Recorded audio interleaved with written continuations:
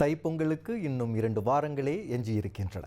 அதனை முன்னிட்டு ஸ்லாங்கூர் பத்துமலை திருத்தலத்தில் தேசிய பொங்கல் விழா கொண்டாட்டத்திற்கான தயார் நிலை பணிகள் தீவிரமாக மேற்கொள்ளப்பட்டு வருகின்றன. அந்த வளாகத்தில் மக்கள் எதிர்பார்த்து காத்திருந்த கலாச்சார மையத்தின் திறப்பு விழாவோடு இம்மாதம் 19ஆம் தேதி தேசிய அளவிலான பொங்கல் விழா ஒருசேர நடைபெற உள்ளதாக ஸ்ரீ மகாமாரியம்மன் தேவஸ்தான தலைவர் தான் ஸ்ரீ ஆர் நடராஜா தெரிவித்தார்.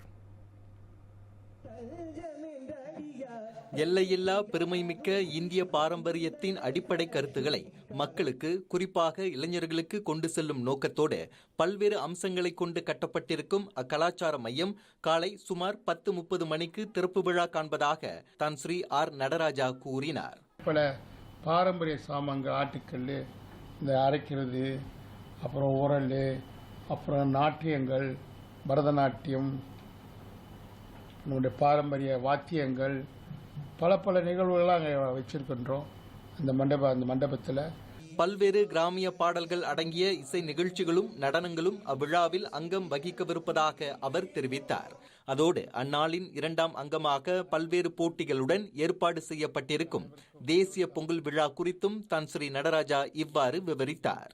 அந்த தேசிய பொங்கலை இவ்வாண்டு ஸ்ரீ மகாமாரியம்மன் தேவஸ்தானமும் மகிமா என்று சொல்லக்கூடிய மலேசிய இந்து ஆலய ஒருங்கிணைப்பு பேரவையும் சேர்ந்து நடத்துகிறது.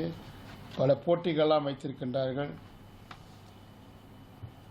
பொங்கல் வைத்தல், அந்த கிராமிய நிகழ்ச்சி, கிராமிய பாடல்கள், பல்வேறு போட்டிகள் நடத்தப்பட்டு பரிசுகள் வழங்கப்படவிருக்கின்றன.